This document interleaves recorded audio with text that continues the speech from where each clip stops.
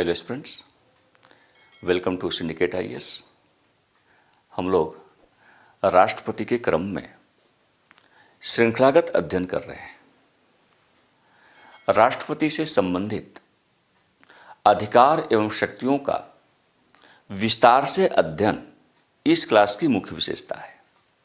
तो इसी विशेषता को प्राप्त करने के लिए आज का जो अध्ययन का हमारा विषय है, राष्ट्रपति के ऐसे अधिकार और शक्तियों से संबंधित है जो विधायी प्रकार के हैं। राष्ट्रपति के पास जो विधायी अधिकार और शक्तियां हैं, हम उनका यहां पर विश्लेषण करेंगे।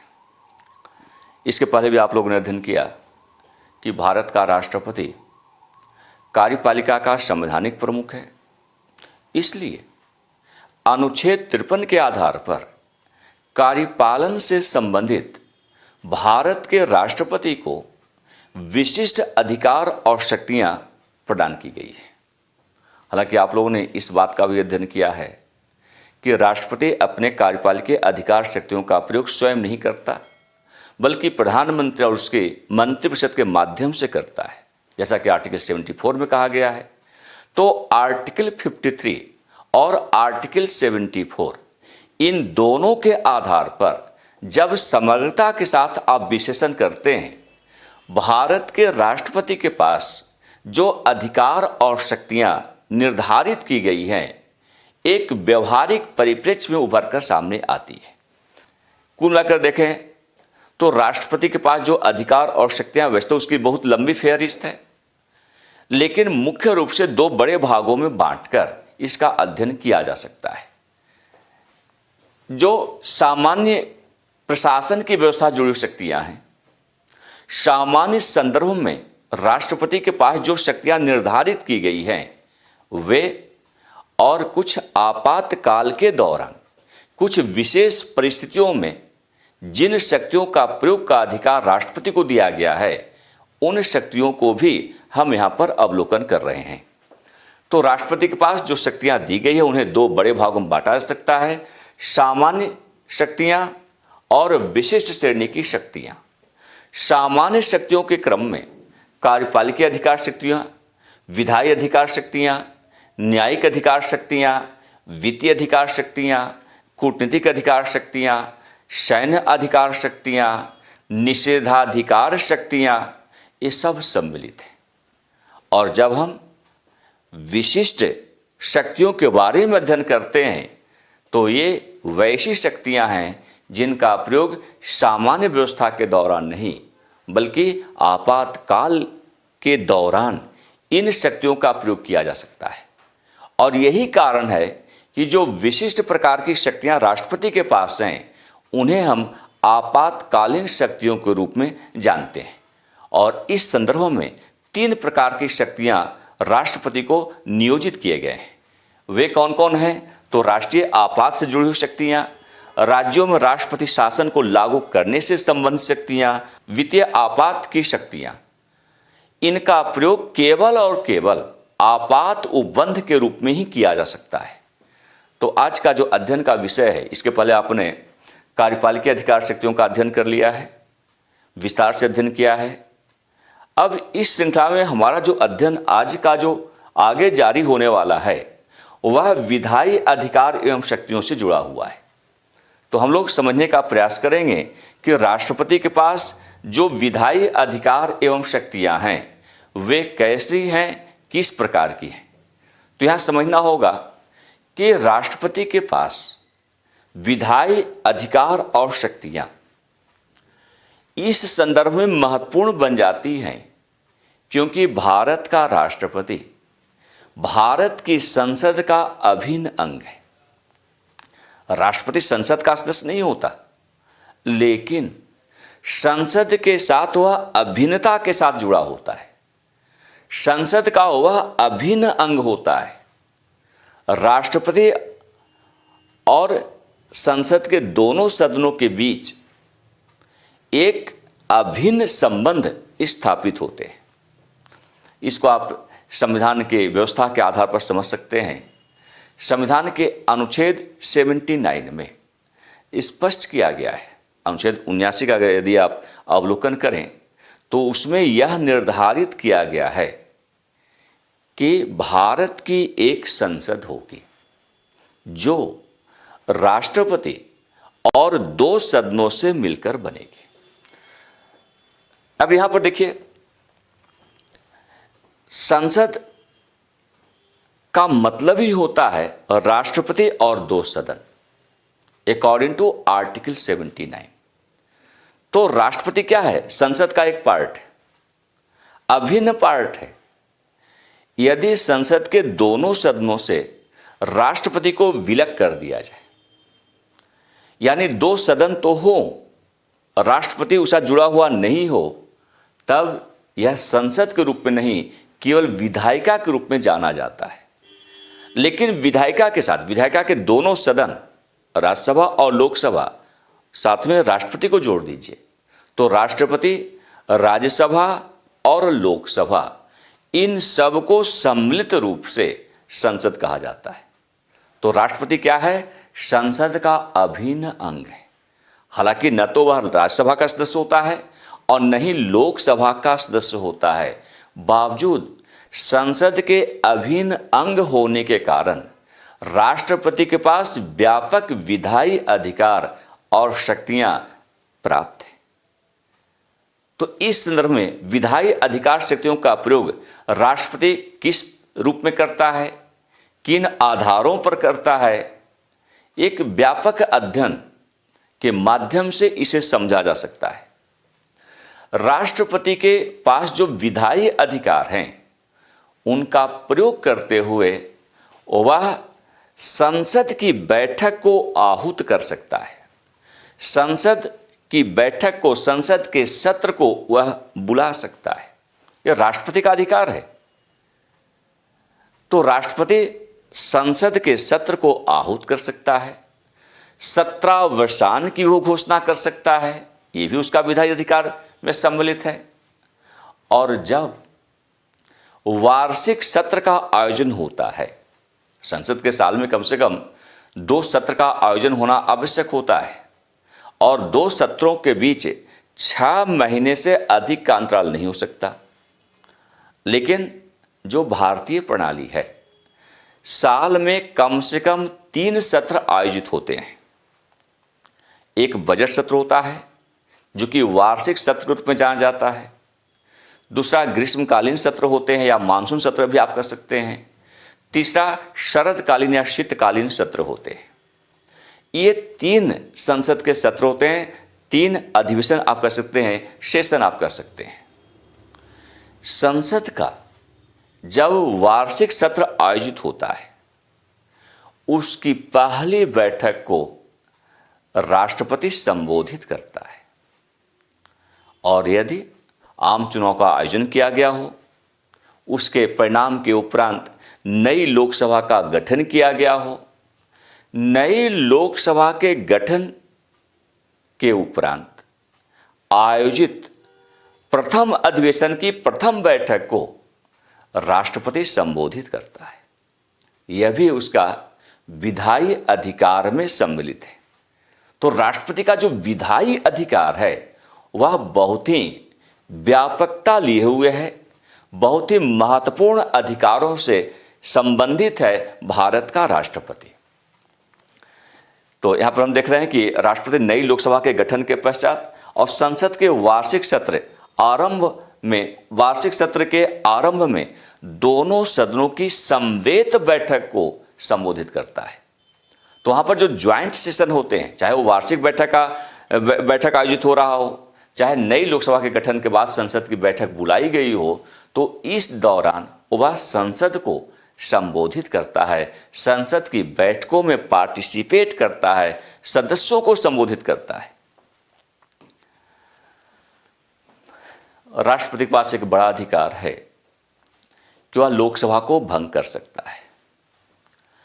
लेकिन यहां पर विवेकीय शक्ति राष्ट्रपति के पास नहीं है कि वह लोकसभा को भंग कर दे, बल्कि इसके लिए परामर्श की प्रक्रिया का पालन करना अनिवार्य होता है। अब इसे आप ऐसे समझ सकते हैं, यदि प्रधानमंत्री और उसकी मंत्रिपरिषद ने राष्ट्रपति को परामर्श प्रदान किया हो, लोकसभा को भंग करने का परामर्श प्रदान किया हो, तो राष्ट्रपति लोकसभा को भंग कर सकता है। अब यहां पर भंग करने का उसका जो अधिकार है, इसको थोड़ा सा और विस्तार से समझना होगा। राष्ट्रपति के पास लोकसभा को भंग करने का अधिकार है, लेकिन इसके लिए प्रधानमंत्री मंत्रिपरिषद की सिफारिश की आवश्यकता पड़ती है। लेकिन यह भी समझना होगा कि एक ऐसा कंडीशन जब प्रधानमंत्री और उसकी मंत्रिपरिषद का संसद में बहुमत नहीं रह गया हो, लोकसभा का विश्वास उसे प्राप्त नहीं रह गया हो, यदि इसके बावजूद या यदि इस संदर्भ में प्रधानमंत्री और उसकी मंत्रिपरिषद राष्ट्रपति को परामर्श प्रदान करे कि वह लोकसभा को भंग कर दे, तो अब यहां पर राष्ट्रपति के पास विवेकीय अधिकार है कि वह लोकसभा को भंग करने का निर्णय लेता है अथवा नहीं लेता है। लेकिन जब बहुमत में प्रधानमंत्री है लोकसभा में, यानी लोकसभा का विश्वास प्रधानमंत्री में बना हुआ है, इस कंडीशन में यदि कोई परामर्श प्रधानमंत्री से राष्ट्रपति को प्रदान किया जाता है लोकसभा को भंग करने के उद्देश्य से, तब राष्ट्रपति लोकसभा को भंग करने के लिए बाध्य होता है।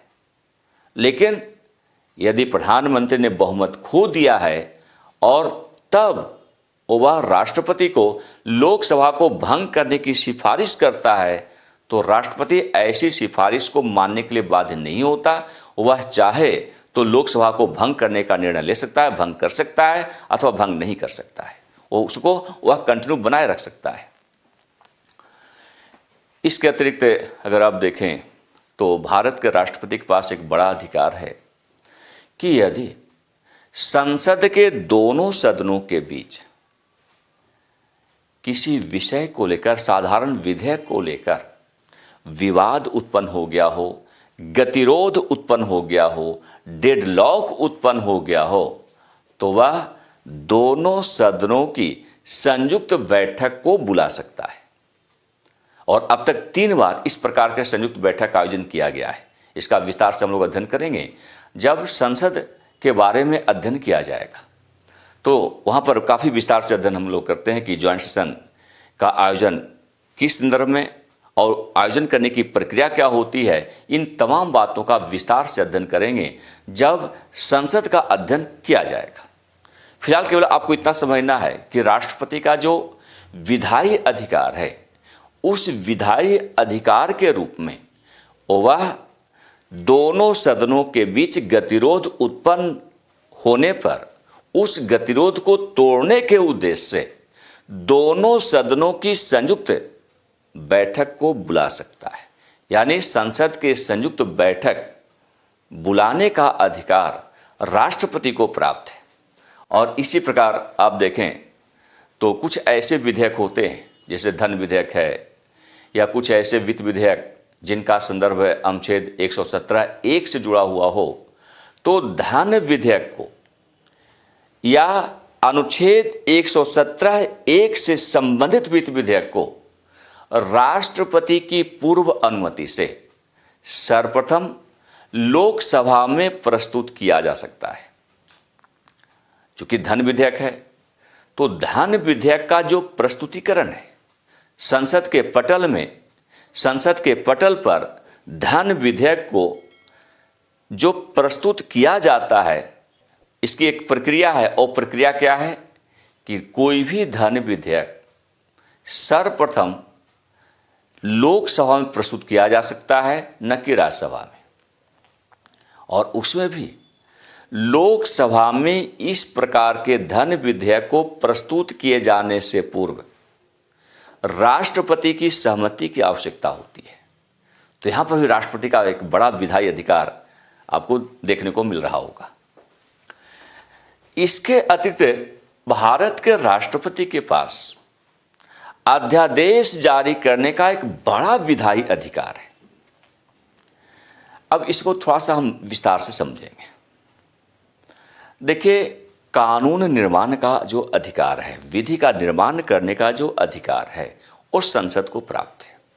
हालांकि भारत का राष्ट्रपति संसद का अभिन्न अंग होता है, तो कानून निर्माण करने के संदर्भ में राष्ट्रपति अपने अधिकारों का प्रयोग करता है।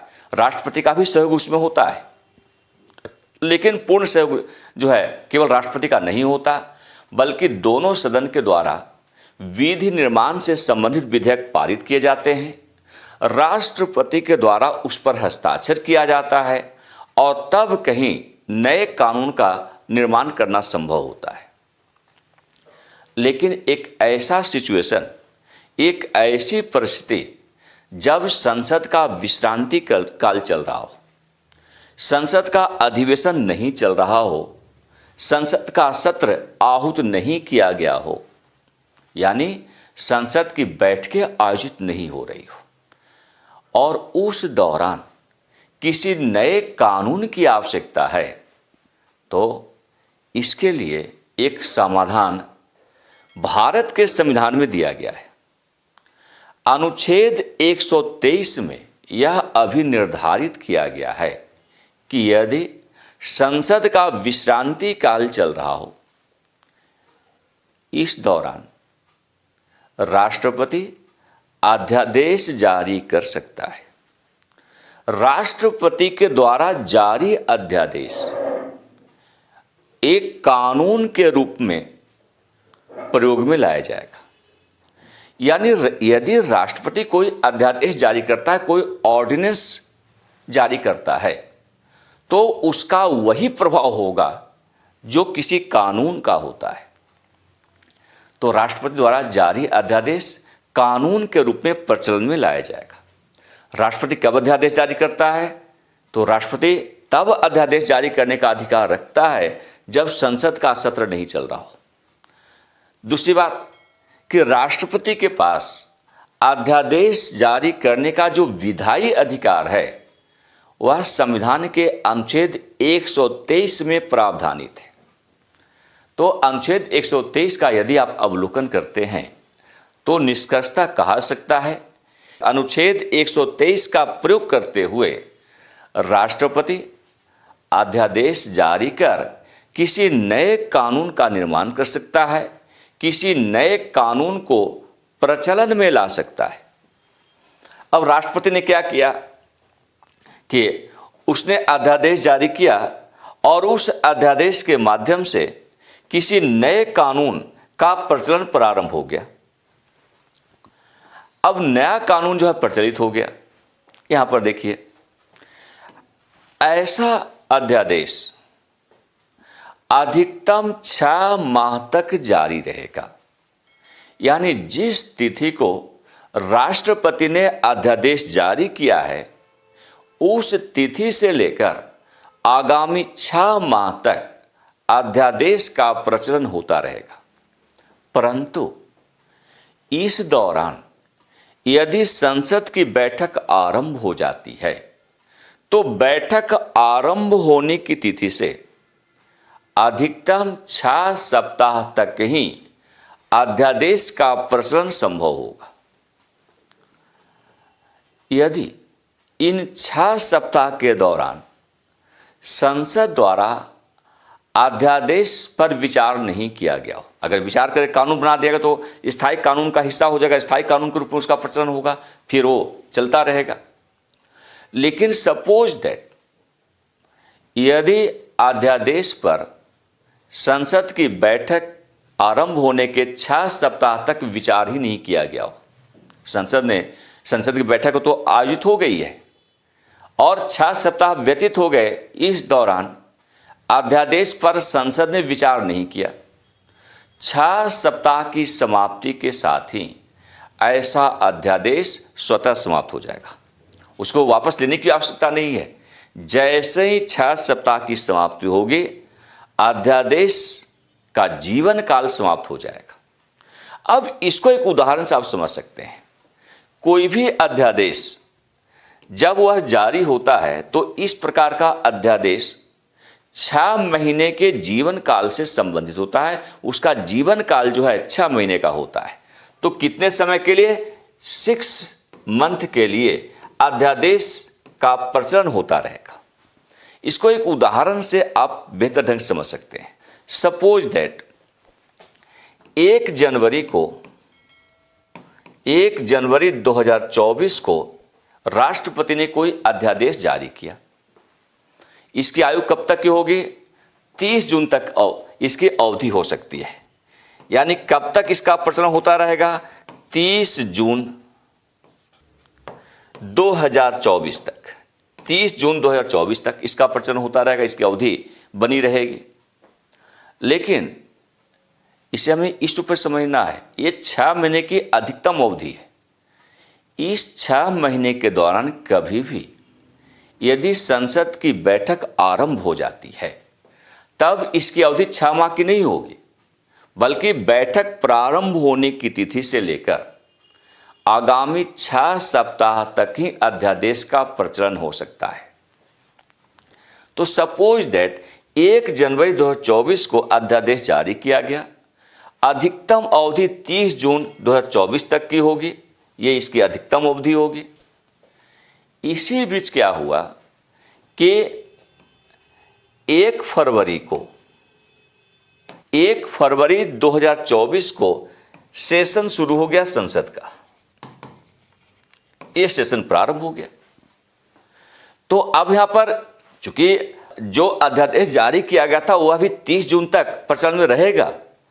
1 महीना ही केवल व्यतीत हुआ है, 5 महीने की अवधि बची हुई है। इसके बावजूद 1 फरवरी को जब सेशन शुरू हुआ लोकसभा का या राज्यसभा का संसद का, तो अब इस तिथि की जो गणना है वह 6 सप्ताह के रूप में की जाएगी।